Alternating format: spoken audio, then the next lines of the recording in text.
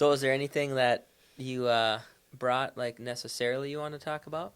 Not at all. No, you told me Perfect. there's two dudes showing up and talking, so I was like, all No, right, we I can do that. I like to at least ask that first, just in case you like had something you were fired up about. You know what I mean? But I kind of like. I feel like it'd be kind of sweet to start with the sauna talk Mm, and the benefits of sauna and kind of what you're doing with all that, yeah. and then we can just flow from there. So I mean, I'm not the scientist on it, but we can. Like, I mean, I can hammer on kind of my philosophies and why how it came about. Um, Absolutely. Yeah, start there.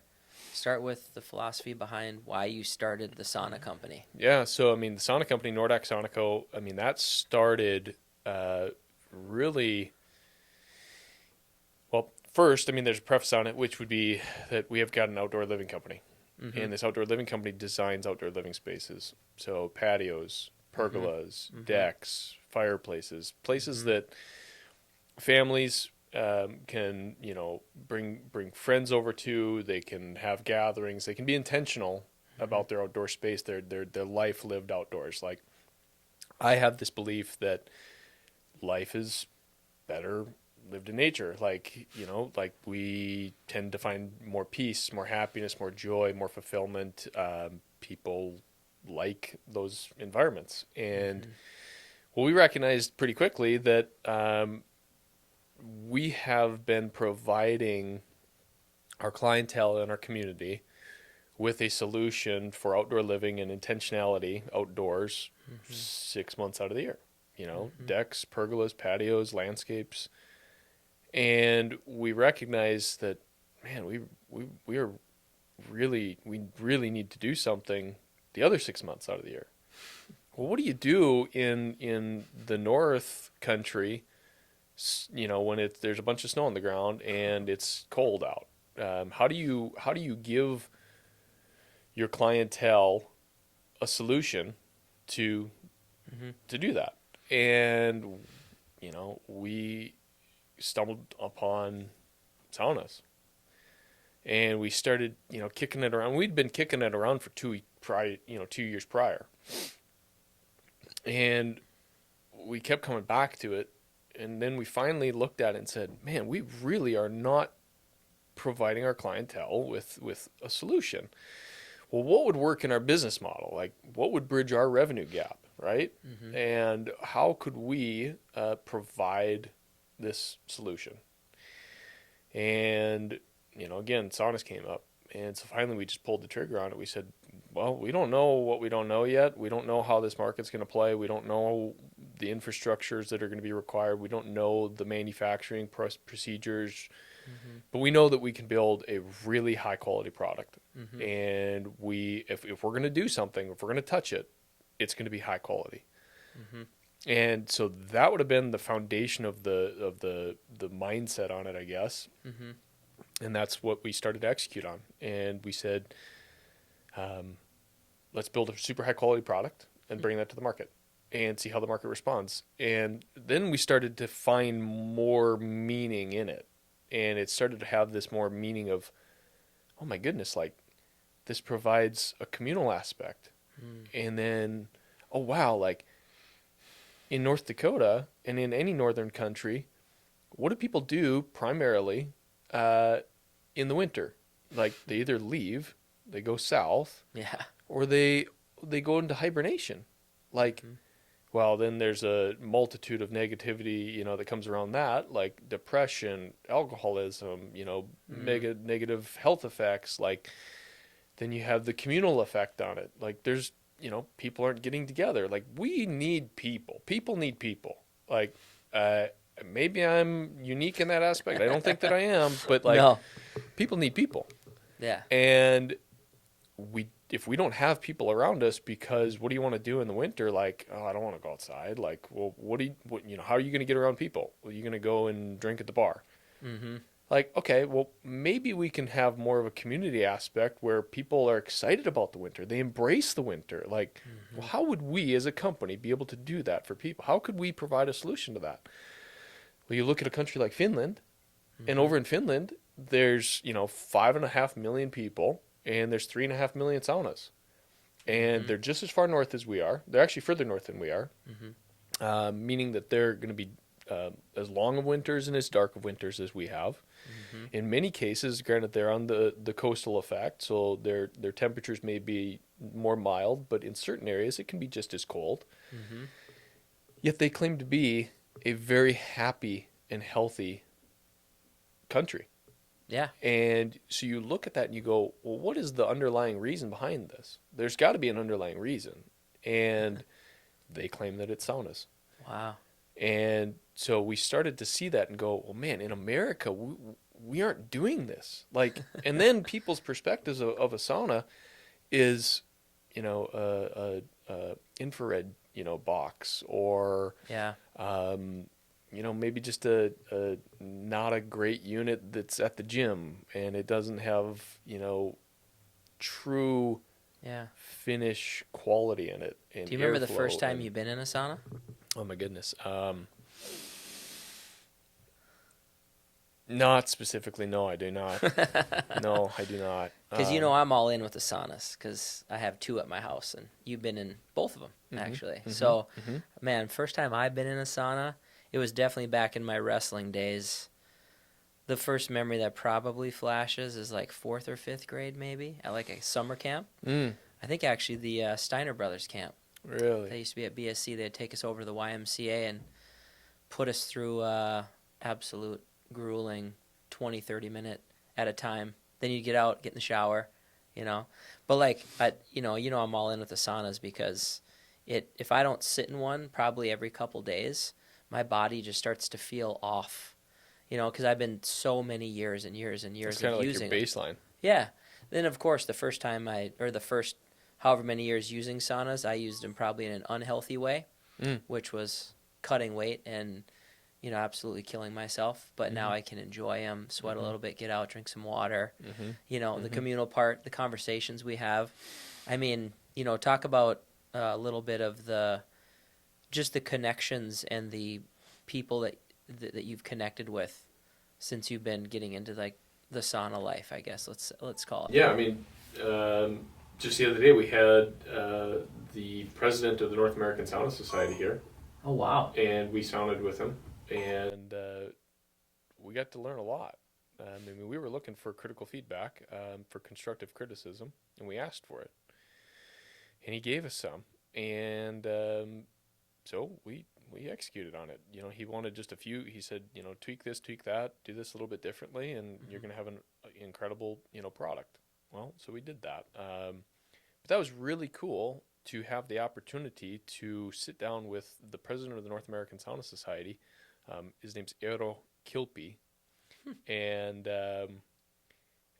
he's the president. And so, I mean, the guy has been in the sauna culture and world for his whole life. He's from Finland. He's probably been in, I don't know, over 2,000 saunas. And I mean, that's totally an arbitrary number, but his experience is significant.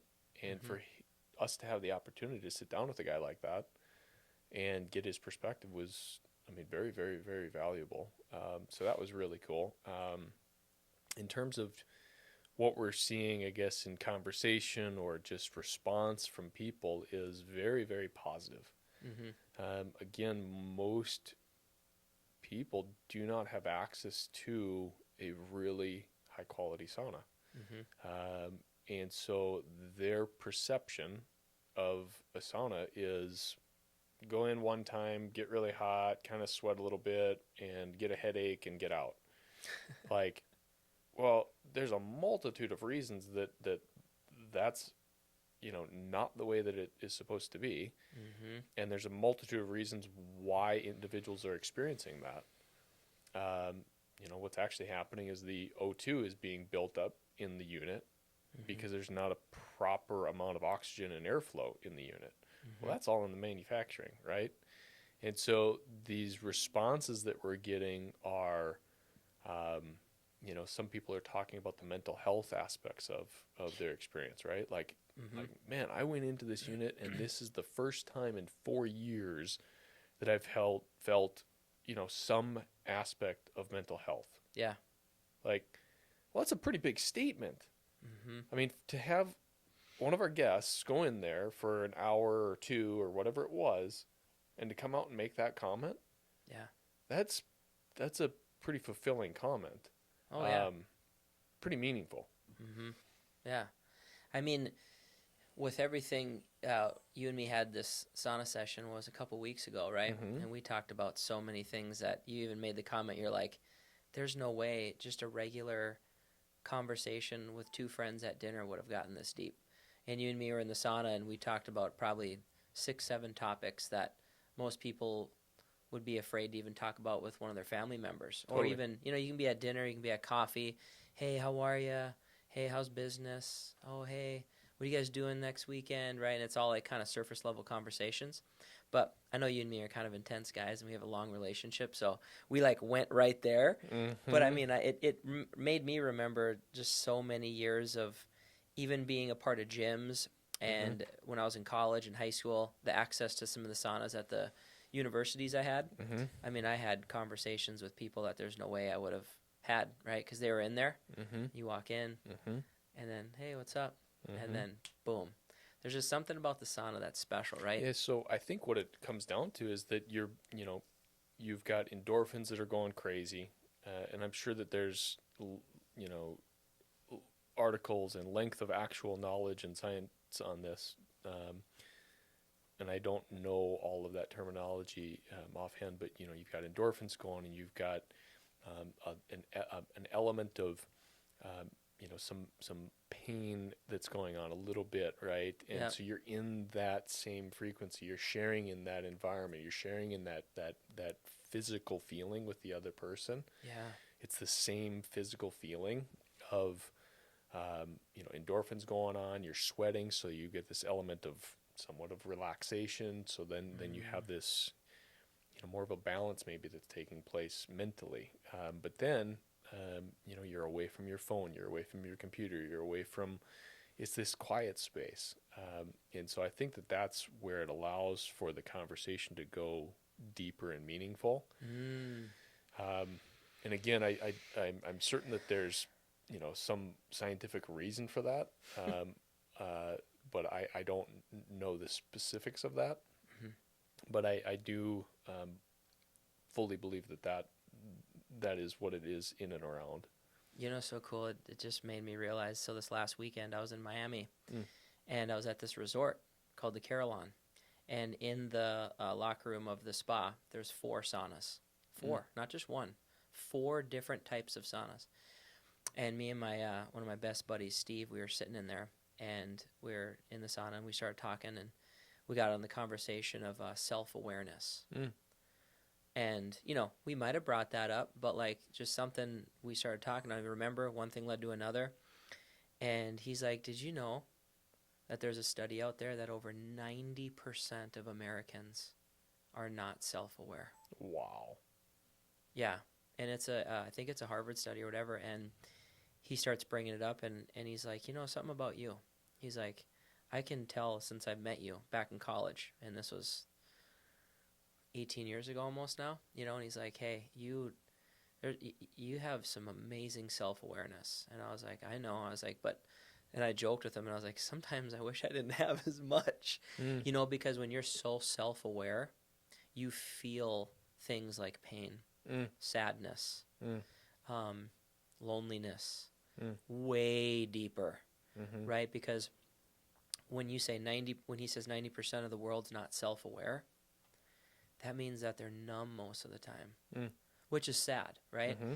And as we started talking about this, I was like, holy, and I was like, what do you think about happiness? And then we kept going, and I was like, I feel like the true measure of life is to find true self-awareness.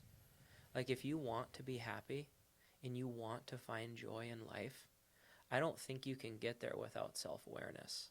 I really don't think so. Because then you don't even know how you're feeling, why you're feeling it. What do I need to go do to get that fulfillment? And that's when you're talking about, like a lot of people have their vices that they talk about, Mm-hmm. which we can talk about in a second. But a lot of people that aren't self-aware, they're trying to find happiness by numbing themselves. Mm-hmm. And they just keep missing the boat. Mm-hmm. And that's where a lot of times in saunas, you kind of get this quick hit of like, you almost get self-aware for a little bit. Mm-hmm. And then as long as you don't focus, and then if you don't focus on it, you get back out into the real world, and then boo, boo, boo, boo, boo, boo, boo, boo, and all the distractions hit. Yeah, because the sauna, what it makes you do when you're going through that call it the heat, or the, if you throw steam on the rocks, it's a little bit element of pain, a little bit, it makes you go inward, It does. right? So there's, introspective, right? Mm-hmm. And it's the introspection that you have to visit. And if an individual is going to be mentally healthy, they have to visit themselves. They have to have conversation with self. And you can sum this up in, so I don't know if you've studied much of Bob Proctor. I studied a lot of Bob Proctor. Love the man, love his work. But when he talks about the objectives in life, and what are we doing, and why do we do it, and finding happiness or fulfillment, or people go through life like, well, why am I doing anything, right? And really, when you sit and you think about it and you go, well, what do I really truly want? Like, do I want the big house? Do I want the cool car? Do I want the bunch of money? Do I want the girls? Like, what? No, what we really truly want is fulfillment. We really want fulfillment. I know that about you. I know that about me.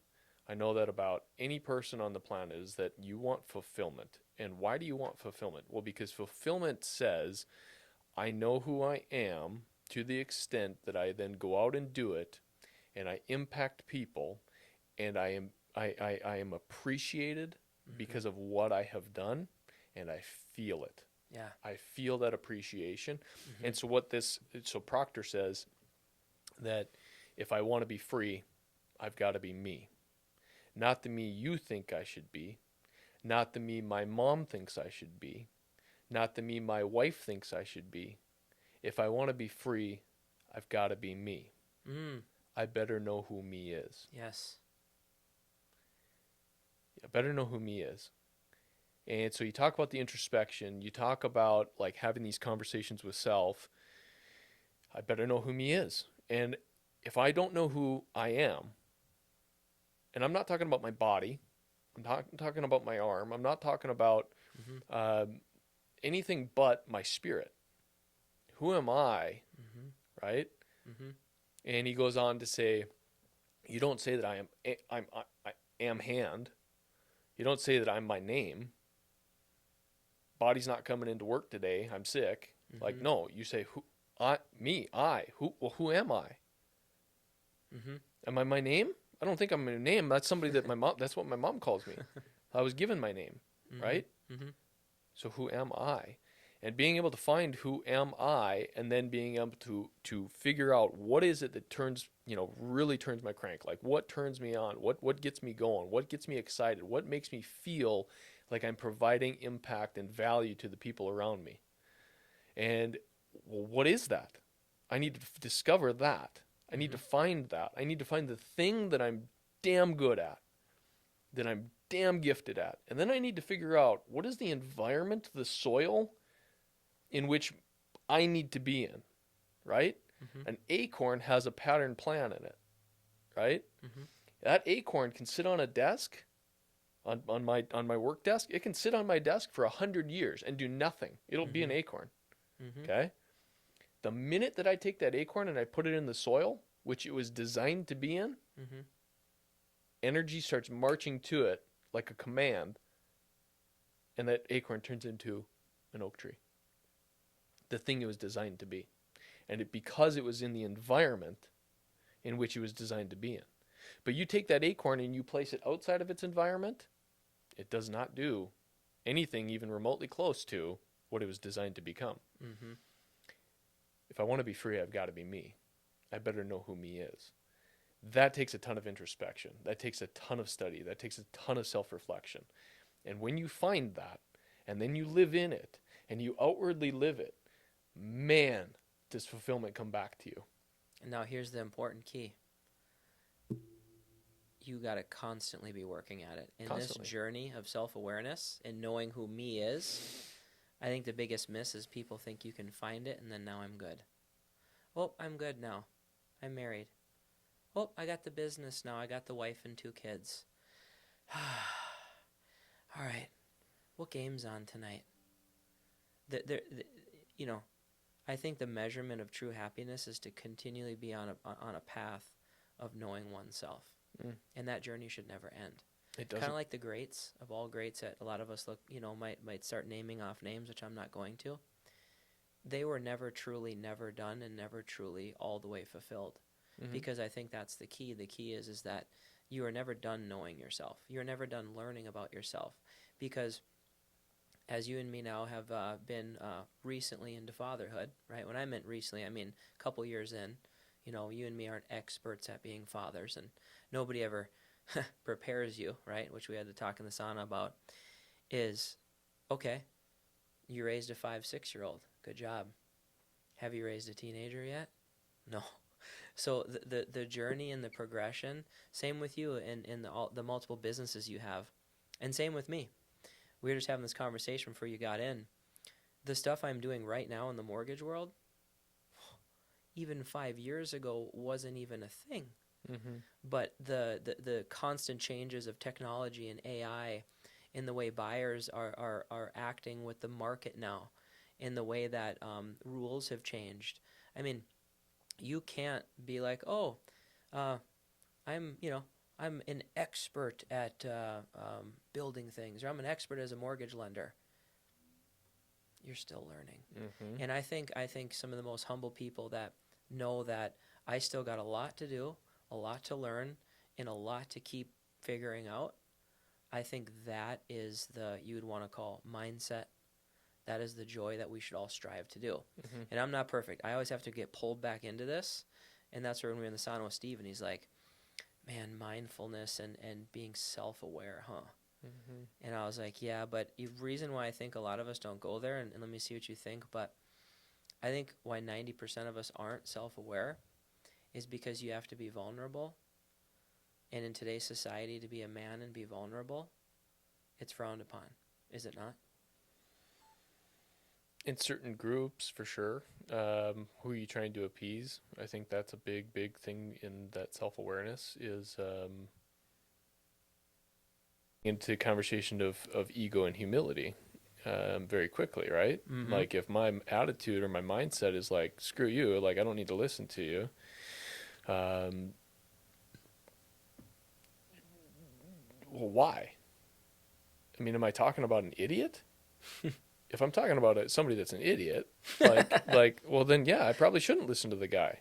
If I'm talking about somebody that has actually done something of some significance, well, I should probably listen to the guy. Now, am I the idiot? And I can't have the humility and the awareness, the self-awareness to recognize that, holy shit, his way's working, mine's not. Like, oh, maybe I should listen to this guy.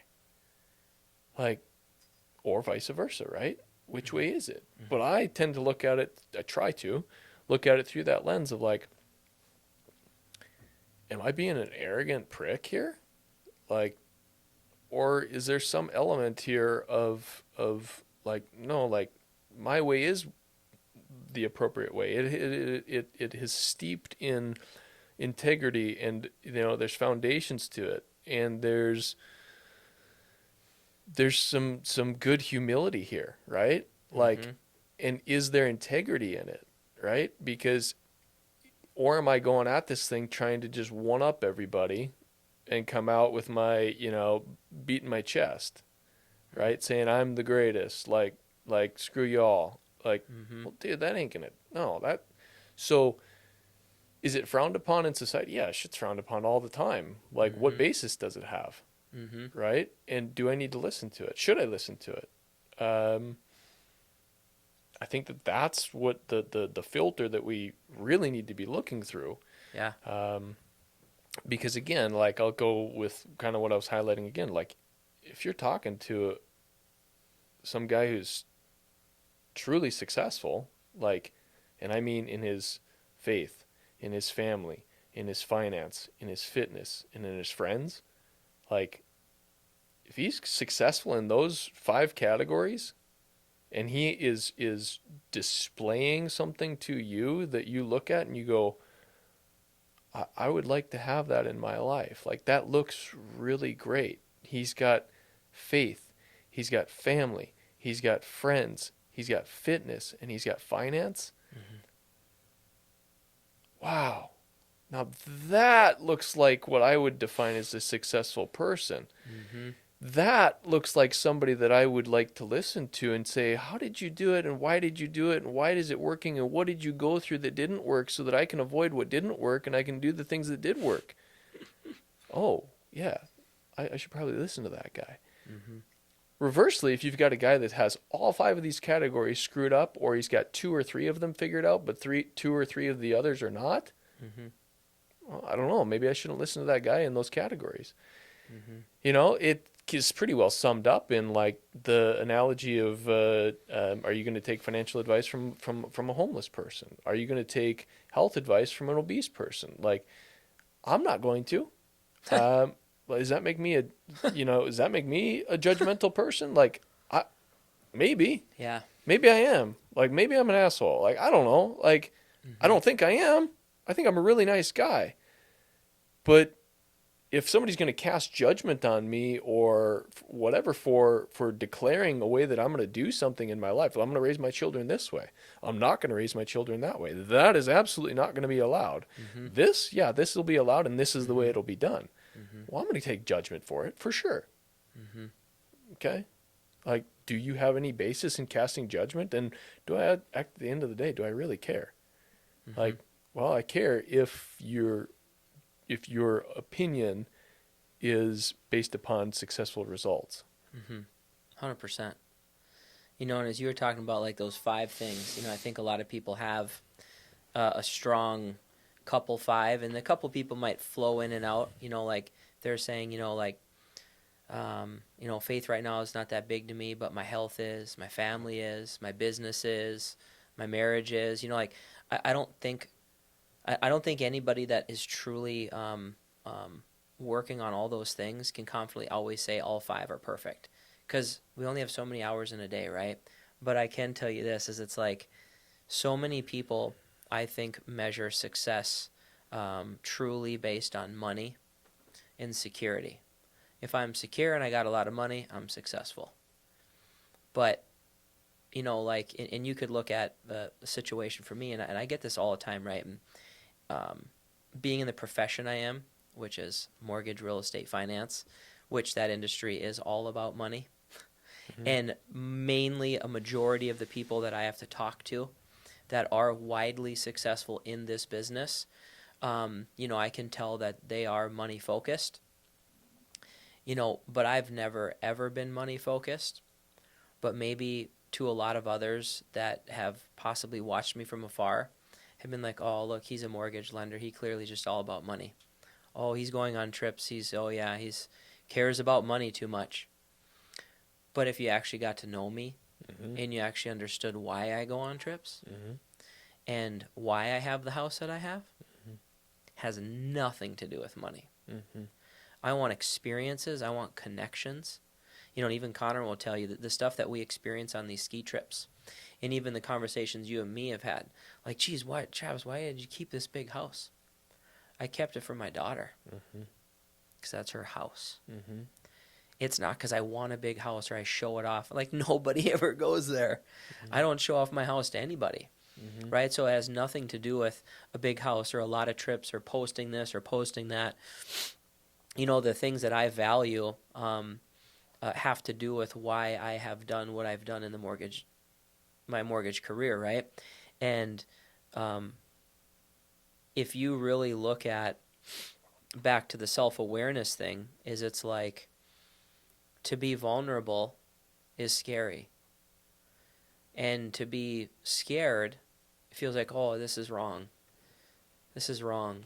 I don't feel good right now. I need to go feel good, which is the numbing part, right? And I feel like a lot of times, I don't know, how often would you say you self-talk yourself? Every day, Every day, right? Me too. every single day. Every day, right? Um, what me and my life coach have been working on a lot lately is me being aware of how I am self-talking. Mm-hmm. And he had me realize how many years I was mean to myself. Mm. Like, you pussy. Mm-hmm. Come on, tougher. What's wrong with you? Mm-hmm. And he had to get me on these exercises where I was like, what do you mean? What do you mean? And he's like, no, let's, can you think about yesterday? And I'm like, about what? Okay, well, what happened? And I would walk in and he'd be like, do you remember self-talking during that? What were you saying? And then he was taking me through these exercises. And I was so much realizing, like, holy, I am mean to myself. Mm. And he's like, knock that off. Mm-hmm. That's not, you shouldn't be doing that. You Yeah. know? So, like, do you ever take tallies on, is your self-talk healthy? Do you need to work on it? And when you're self-talking, do you realize you're doing it? Yeah, it's taken a long time to become, well, it's taken my entire life, obviously, to get to this point of my awareness on that topic. The Now I'm at a point in my self-talk that I understand pretty quickly. I recognize pretty quickly negative self-talk, and I recognize that the power in that. That if you want to bring negativity into your life, talk negatively about yourself. Think negatively, because all the greats have all agreed upon, unanimously agreed upon one thing. It's we become what we think about. They have disagreed on virtually every other topic of leadership and growth and success. But on that one statement, they've unanimously agreed upon that we become what we think about. And I'm not perfect at it by any means, by any stretch of the imagination. But I'm quicker to recognize when I am having negative self-talk, because I recognize that we become what we think about. And if I'm thinking about negativity, if I'm thinking about negative results, negative outcomes, whatever, that's where my energy is going. That's where my focus is going. And there is a tremendous power in that energy. Mm-hmm. You know, it was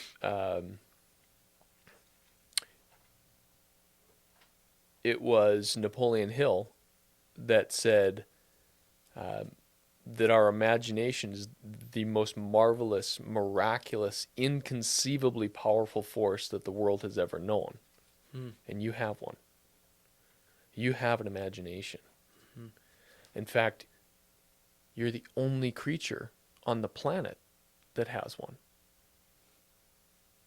It's the most marvelous, miraculous, inconceivably powerful force that the world has ever known. What are you doing with that tool? Yeah. What are you doing with it? You've been given that. What are you doing with it? With your imagination. With your imagination. Are you imagining great images? Are you building beautiful images in your mind? Or are you building negative images? That is the one thing that God has given us. I mean, that is what the Creator did. Is He created an image. And He said, here, I'm creating. Well, we get to do that in our own minds, but people don't understand that literally is our superpower. And so One of them. it's the imagination. And if you're imagining negative self-talk, if you're imagining negative results, if you're imagining bad things coming into your life, if you're thinking about that, you're damn right. Sure as night is going to come. It's going to get dark tonight. It's going to get light again in the morning. Mm-hmm. Winter never follows winter. Like, this is a law. And if you want to argue it, like, you're going to lose. You're going to lose because it is way more powerful of a force than you and I are capable of controlling. But our thoughts are literally what dictate what comes into our life. You want to know who can teach us the most about our imaginations and how powerful they can help you in your life? Children. Our children, 100%.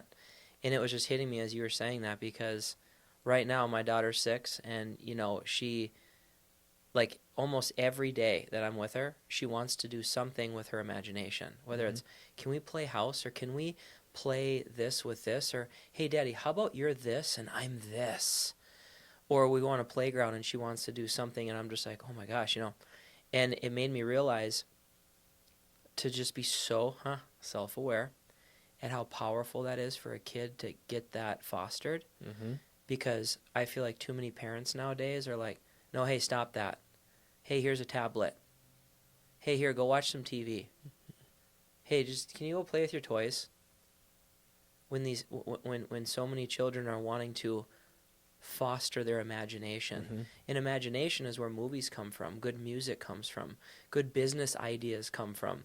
When you're in a sauna, your imagination starts. I wonder if, like you're talking about, and being self-aware as your imagination is still there. Like, you are still little Travis.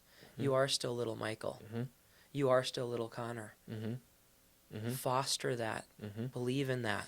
Because that's where magic can start to flow, and ideas and camaraderie and love and joy is when we're inside of our imagination. I'm not talking being out in fairyland, like, oh, what if we were able to fly surfboards? You can't. But, I don't know, maybe. Well, okay, so with that, so a couple things on that. What you're talking about is the higher faculties of the mind. Okay? These are things that they're the differentiators between man and animal. Everything else you can find in a horse or a pig. But you cannot find these, and that is the will, the perception, the intuition, memory, reason, and the imagination. You cannot find those things in any other creature. You can only find them in man. And so you talk about, like, flying surfboards or whatever, okay? Think about this. Everything that is in this room, this microphone, okay? It was first created in the mind of an individual long ago, long before it was ever in this form, okay? That goes for the cell phones that we use. That goes for the rocket ships that we send out to the outer space. That goes for the satellites. That goes for the airplanes. Oh my goodness, airplane. Did you know that the Wright brothers, their father was some priest or bishop, or I don't know the story, but he told his boys that they were going to burn in hell. He told his boys that they were going to burn in hell for imagining that they could fly. Yet they had the image in their mind that it was possible. And what did they do? They did something at that time, Travis, that was that was actually equivalent to the statement that you just made. Oh, surfboards that are flying around. It's equivalent to that statement. Like, we don't know how to do that. Okay? Right. They didn't know how to make an airplane fly. They didn't know how to fly. Nobody knew how to fly. What the hell are you talking about, flying? Yeah. That doesn't exist. That's not possible. We're stuck on this ground, man. You're crazy. Well, it's all the crazies that had the image in their mind that pushed forward on it, and they said, you know what? I'm going to build something in my mind. Yeah. Okay? I'm going to put it out here into the physical world. Okay? So you consider that for a second, that everything was first created in the mind of an individual long before it was ever created in the physical form. Okay? So you talk about your children and the imagination and all these things. Well, look at children and recognize that from about 0 to 18 months is the most profound foundational phase in a child's developmental development, okay? Mm-hmm. Because there's zero outside force that's been applied on it. It's literally, you've heard it all the time, like, oh, they're like a sponge. They literally are a sponge, Yep. okay? Consider that if you took my daughter right now, she's 16 months, okay? If I took my daughter and I put her in Beijing, China, I just dropped her into Beijing, China, okay? She would have zero recollection of the English language, and she would speak fluent Mandarin Chinese. Yeah, it's crazy. Okay. Reversely, if I took a child right now Mm-hmm. from Beijing, and I placed them here in the middle of America, same deal. They would Yep. have zero recollection of the English language, and they would speak fluent English. Mm-hmm. Well, what the hell is going on? Okay, it's called a program. Okay, we are literally programmed, but we are programmed by our environment.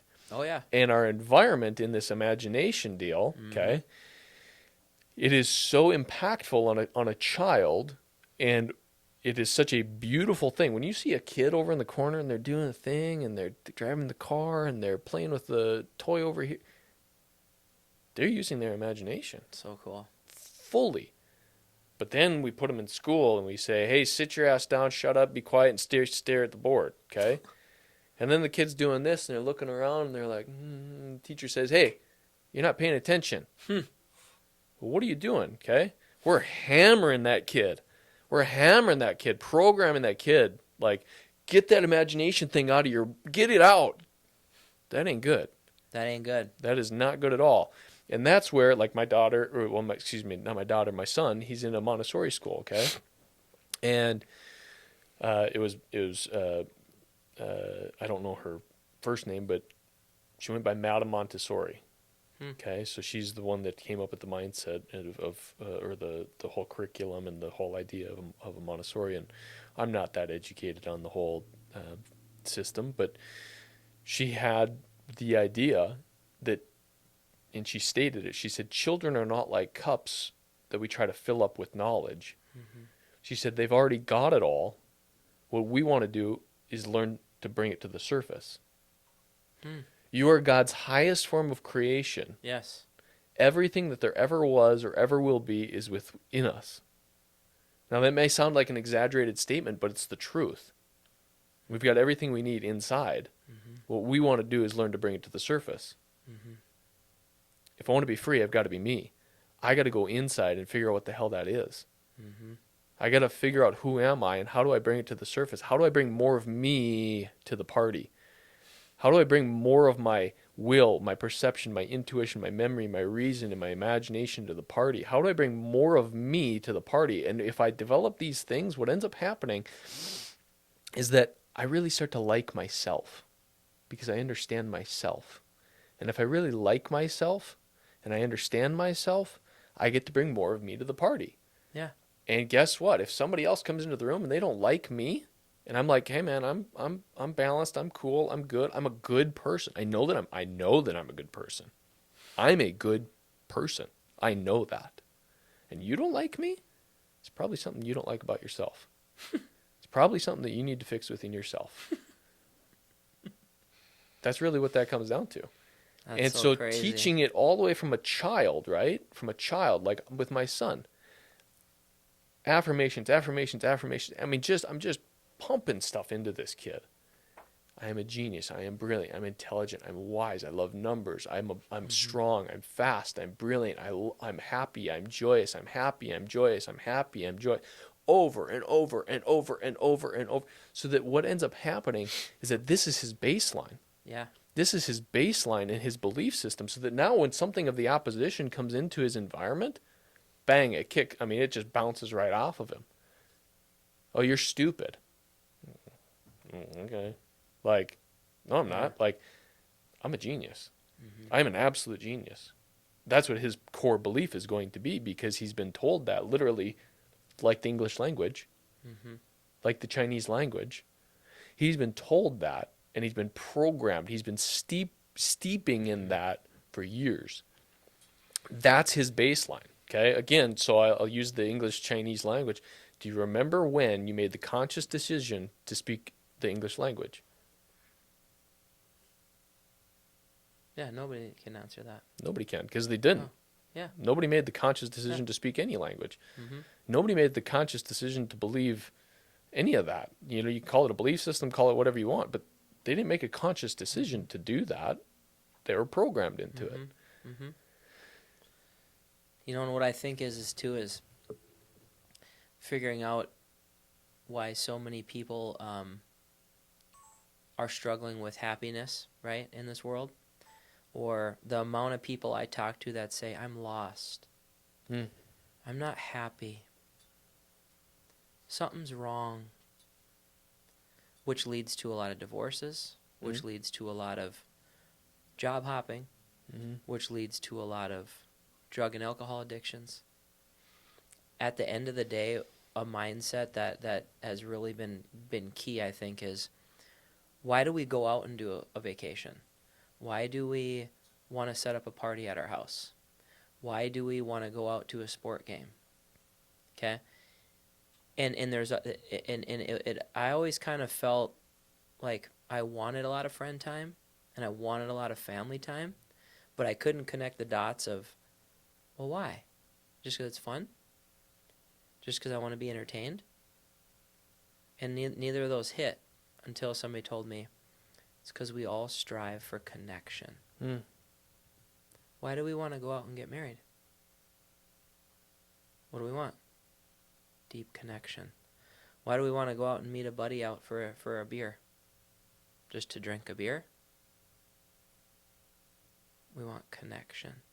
So that's why I feel like if so many more people were able to grasp this, and I wish I would have grasped this a long time ago, because I put myself through way too much unnecessary pain. Hangovers, bad financial decisions, bad relationship decisions. It's because I didn't realize all I really wanted that night was just some true connection for a few minutes. And it can be as simple as not just, hey, how are you? Hey, great. Oh, what are we eating? Oh, hey, okay, bye. Nice seeing you. But if you miss the boat, you're going to be like, huh. But if you understand that why are we going to run out on a boys' trip or a girls' trip? Is it to go have fun? You might say that and think that because that's what a lot of people are telling you and the world's telling you and the flashy objects are. But deep down, if you just drank a little less, ate a little less, did a little less on the trip, but every meal you just focused on having a deep conversation and actually meaningfully talk about something, your cup would get so full so quick. It's authentic. It's authentic. Authenticity goes a long ways. Just like a relationship or a marriage. Is it to go out and have fun? I just want to have fun. Let's keep it fun. I'm not feeling the love, or I'm at this job and what the heck? How many meaningful connections are you having? How many conversations are you having with the people you're working with about real life shit? Because I think at the end of the day, if we're not making it about connection, I think we're going to always kind of have this kind of feeling of offness. And if we can, and it's back to the mindfulness thing, being mindful of, is that our human calling? Because deep down, what did God want from us? What's the number one thing God wanted from us?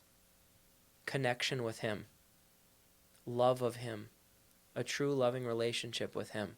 That's connection.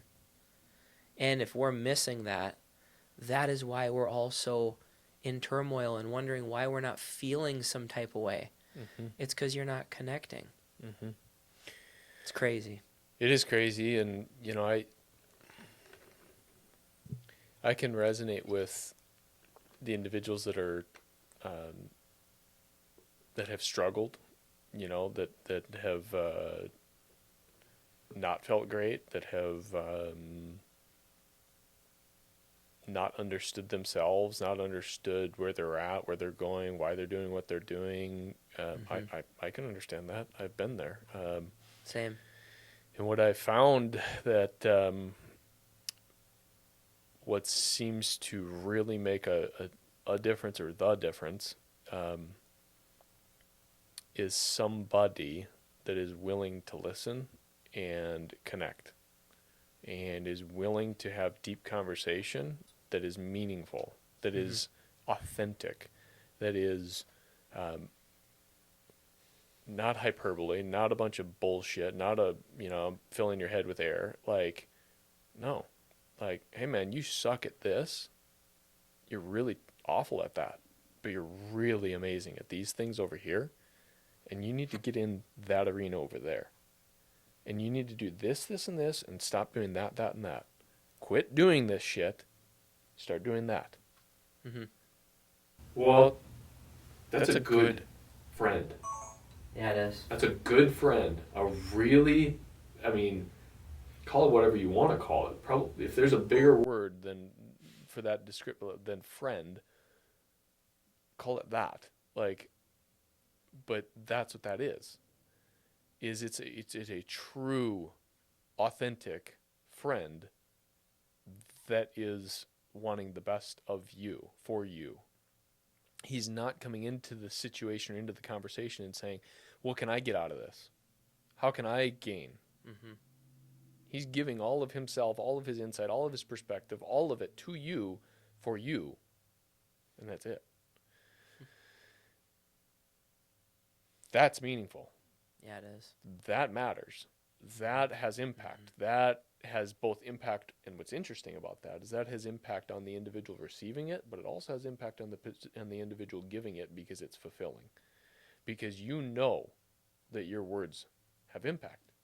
You know that if you know that individual, you know that your words have impact. And you get to feel the energy gain. You get to feel that individual and watch that individual respond appropriately. But you have to have entered into that conversation with integrity. You have had to enter into that conversation with a perspective that says, I'm just here to give my perspective so this individual can Mm-hmm. navigate through this. So you talk about, is it just to go out and do whatever, or get married and just have fun, or Mm-hmm. no, it's for growth. All of it is for growth. All of it is for self-awareness. All of it is so that we can navigate through that, so we can bring more of ourselves to the party that I talk about, right? Well, the Mm-hmm. party is life, but you know, that's what I guess I'm saying in that is like, how do I bring more of myself to the world, Mm-hmm. right? And more of myself in the light of what was I designed for? And if I bring more of me to the party, if I bring more of me and I help more people, I Mm-hmm. connect with more people. And if I connect with more people, I'm I've had to have been more authentic. I had to have been more of me. Mm-hmm. And they will have felt that. They will have Mm-hmm. felt the authenticity. You've been around fake people before. Oh yeah. Well, you feel it. Oh yeah. And what Immediately. do? Like that, I'm like, I'm going to go that way. I'm going to go the other direction. Like, I don't want to be in that environment. I don't want to be in that energy, Mm-hmm. right? Mm-hmm. And so you get away from it. Mm-hmm. And so I think that, when I look at like where life is, where life was, where life is going, um, yeah, you need people, but you need to have good people. And when you're around good people, or you have good people in your life, like you just want more of them, whatever it takes. If I've got to go to, another country to connect with a buddy that I haven't seen for 10 years, but I know that he is a true, genuine, authentic, real, integral man. And I know that I'm going to get into deep conversation, meaningful conversation. It's like, yeah, man, like I'm going through this shit right now and I'm in the mud over here. And, like that isn't exactly fun or easy. And, what's your perspective and how can I navigate through this? Mm-hmm. And he's going to give you real feedback. That's pretty impactful. 100%. That's where I feel like, when people say, how can I be successful, or like, what's made you so successful?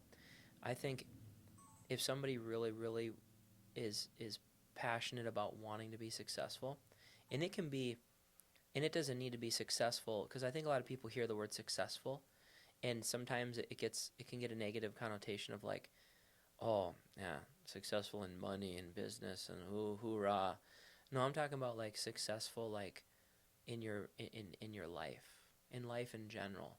Being successful to me comes with being actually happy, Mm-hmm. actually having good relationships, being successful with your health, and being successful in growing, right? So when you can pull all those things in, and let's just for this conversation, let's say being successful as a whole, because if you're only successful with money, you're not successful in my book.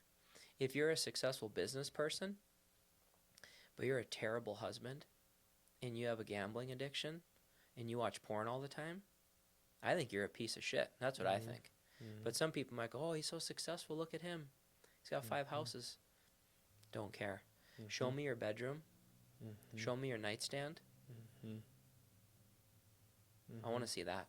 Mm-hmm. I want to see what your bedroom looks like. And I know it kind of sounds weird, but I think you can tell a lot about somebody in their bedroom. I really do. A lot of their habits, a lot of what they value, a lot of the things they believe in, right? But ultimately, I think if you really, really are passionate and you're obsessed with wanting to be successful in life, because we all deep down do, Mm-hmm. then I think the number one advice you should listen to is you should become resourceful. You should know how to find the people that you need to find.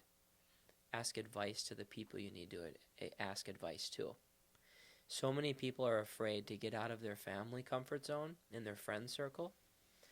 But if you look at your friend circle and none of them have done the business things that you are aspiring to be, then don't ask your friends about business advice.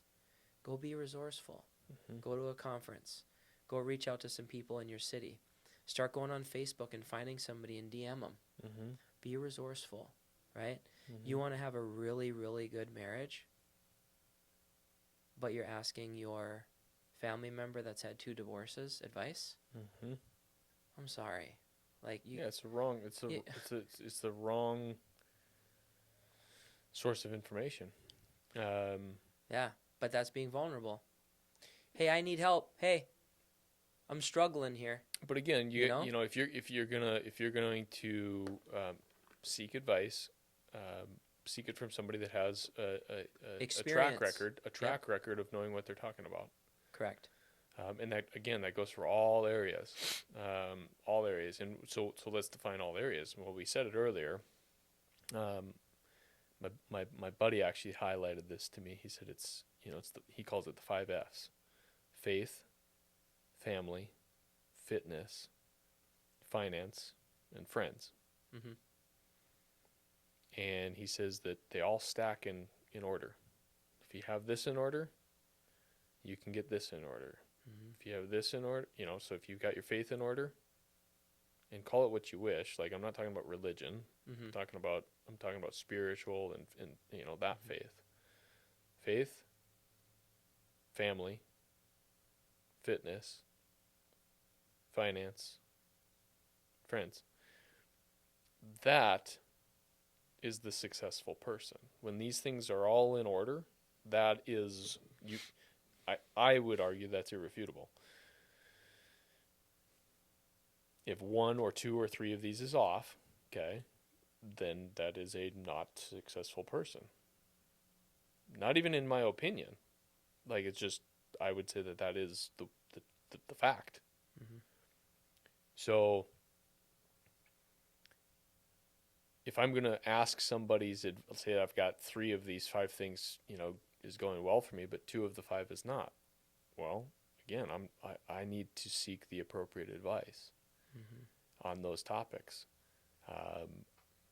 And it's hard. It's hard. It's very hard to um, do things outside of your social norm, outside of your cultural norm. Mhm. Um, it's called a paradigm, Mhm. and a paradigm is a multitude of habits that's been passed on from one generation to the next. Yeah. The problem is that they're other people's habits, and most of our behavior is habitual, Mhm. unconscious behavior. 90% of our behavior is unconscious behavior. 90%. It means that 10% of it is conscious. Well, that's wrapped up in what's called a paradigm. Hmm. You're going about your day, your week, your month, your year, and your life.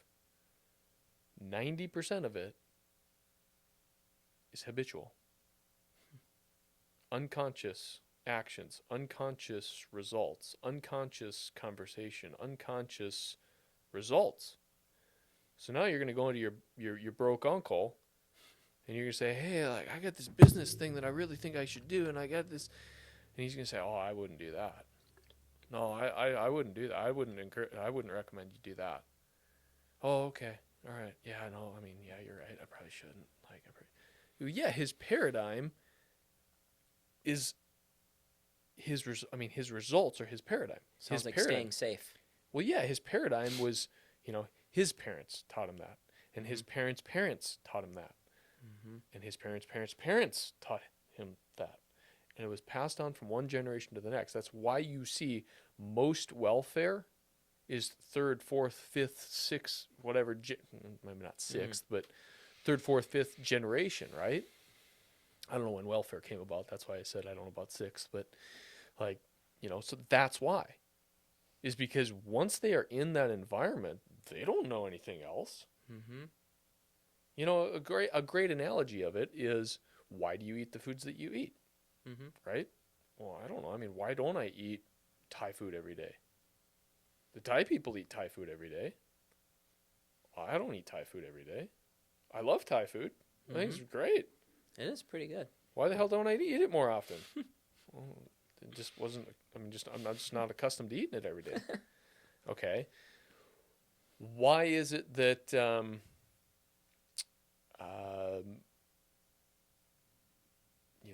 it was a Bob Proctor analogy, but he said that when he was dating his wife, um, they went to the grocery store. They're going to make a dinner. They grabbed a turnip. He said they got back to the house, and he cut the turnip a certain way, and she's like, "What are you doing?" And because then you cut the turnip and you throw a part of it away, and his wife or fiance, girlfriend, goes, what are you doing? And he goes, well, I mean, throw that in the garbage. Like, we don't eat that part. and we feed that to the pigs. And she goes, well, that's crazy. We feed the other part to the pigs. Mom and Grandma, we always cook this part of it. Why do you cook that part of it? Well, because my mom and Grandma cooked that part of it. Well, your way is your way and my way is my way, but we think that one is right and one is wrong, but we think one is right and one is wrong because of our paradigm. So a paradigm is a multitude of habits that's been passed on from one generation to the next. The problem is that they're other people's habits. And almost all of our behavior is habitual. It's because of our paradigm. And so when you talk about all of these things, call it faith, family, friends, finance, all of that, it's all, what is your paradigm? What is your financial paradigm? What is your faith paradigm? What is your friends paradigm? What is your finance? What is your fitness paradigm? Okay? And then what you start to get into is your self-image, right? What is your self-image? And because you think about fitness. Yeah. Your self-image is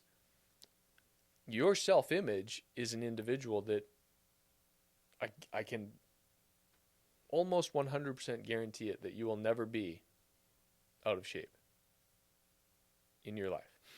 I can almost 100% guarantee that. I would be willing to place a massive bet on that. Why? Why would I be willing to place that massive bet on that? Because I know that that is your self-image. I know that that's your self-image. It's my self-image. Yeah. It's my self-image, and I built that self-image long ago. I don't know, probably when I was 6 or 7 or 8 years old. Very long ago. Very long ago, that image was in my head that I would never be somebody that was overweight, or I mean, like that was my self-image. Okay. And how or why did that self image come into picture? I don't know. I do not know. But it's my self image. Okay. So that's my baseline. And if there's one thing that is absolutely known, it's that you will act upon what you believe yourself to be. 100%. And that's why we become what we think about. And I think that comes down to principally, I think that deep down, I know I'm a fighter.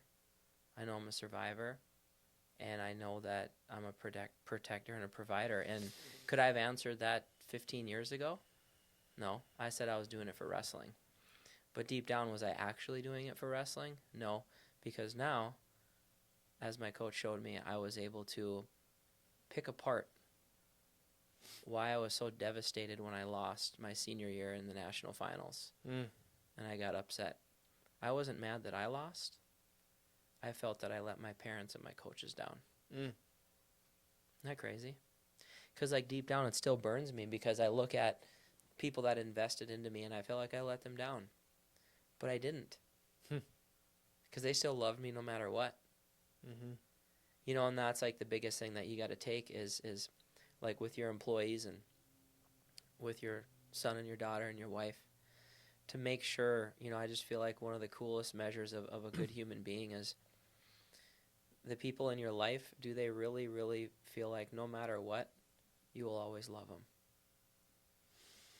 Because I think deep down, that is an amazing human being.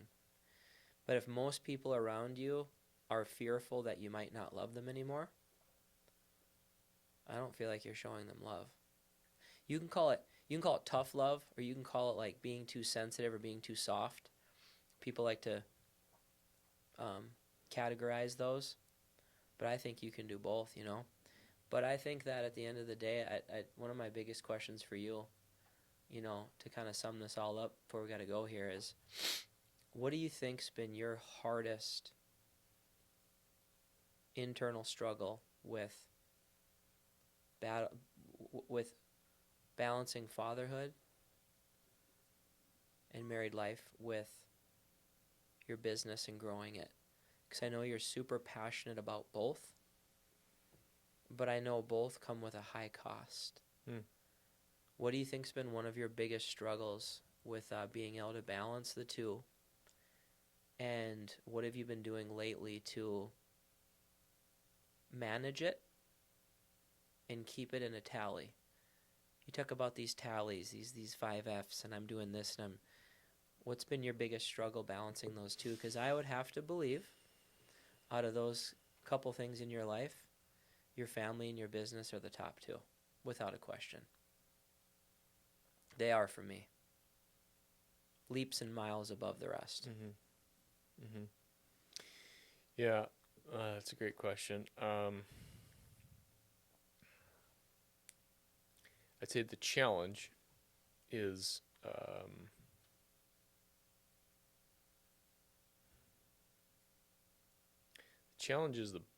the balance. Um,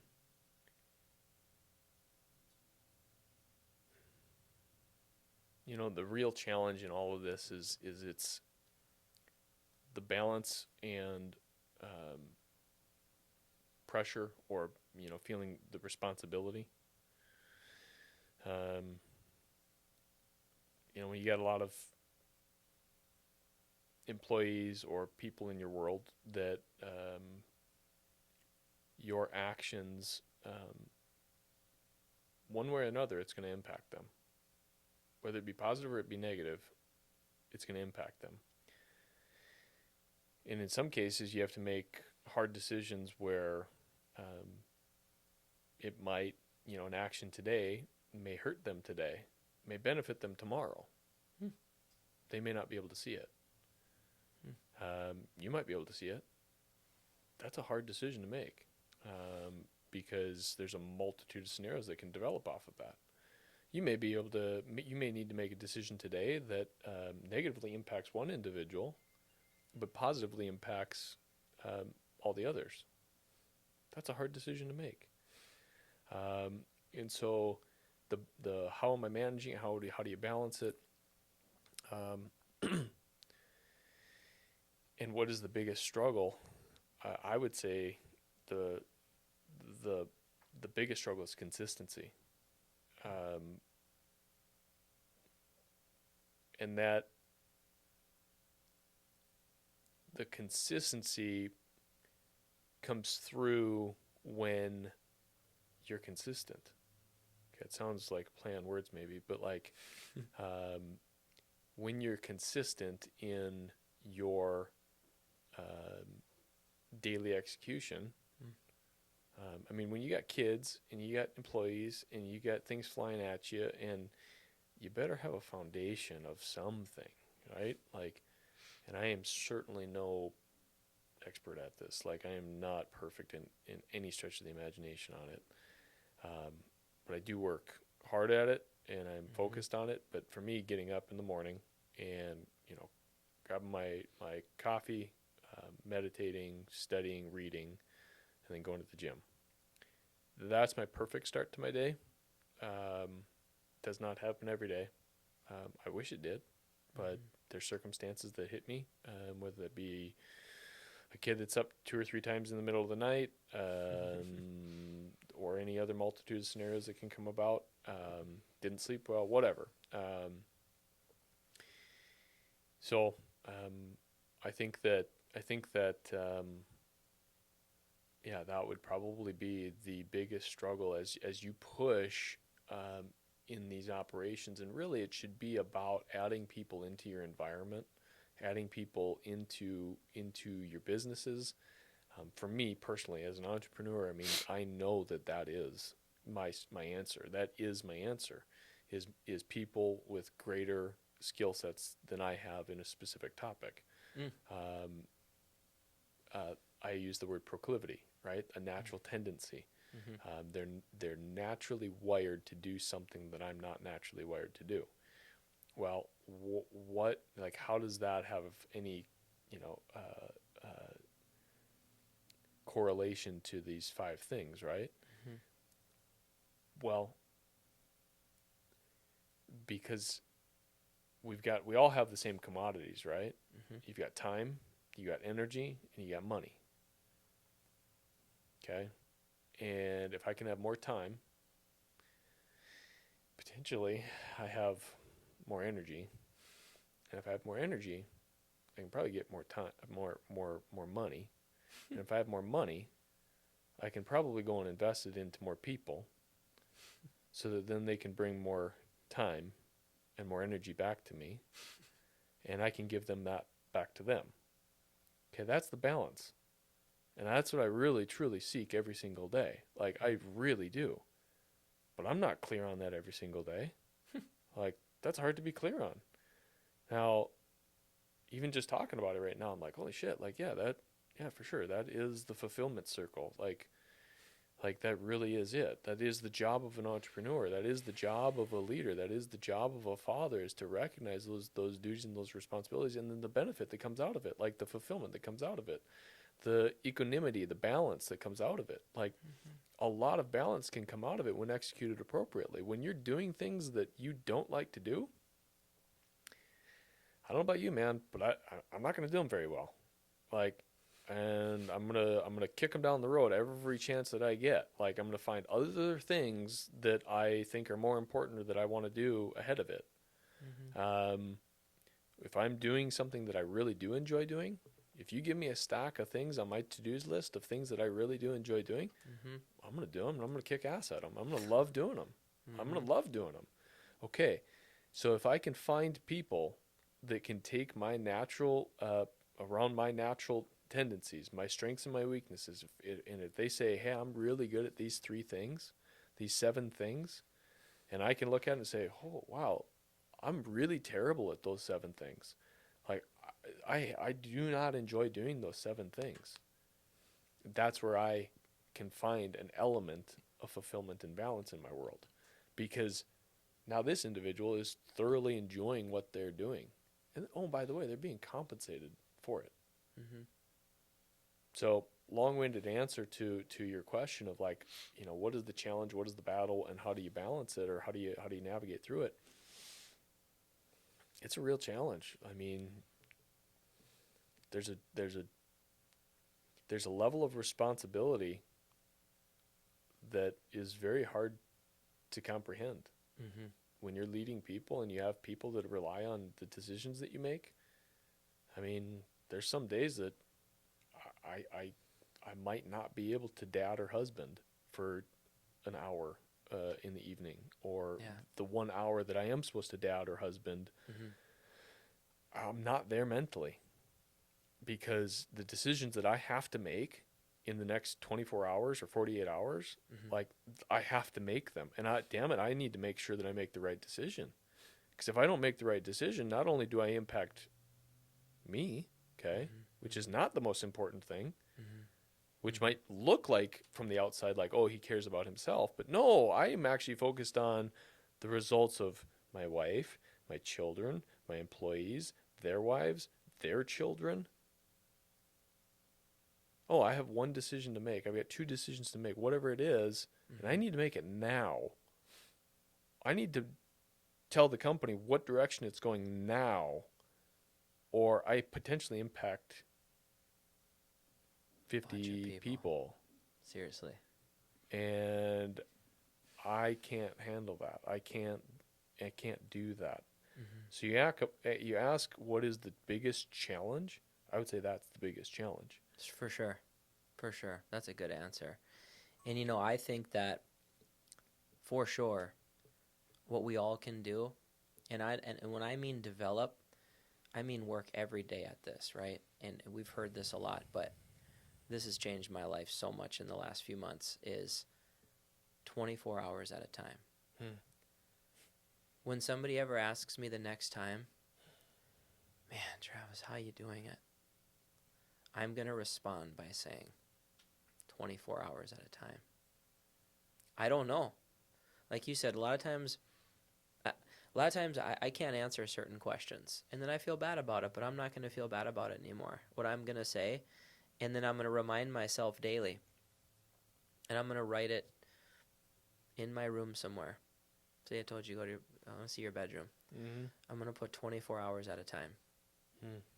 Because I think if you absolutely capitalize on 24 hours at a time, that's why they say, um, being grateful, and talk about um, being able to remind yourself at being grateful for today.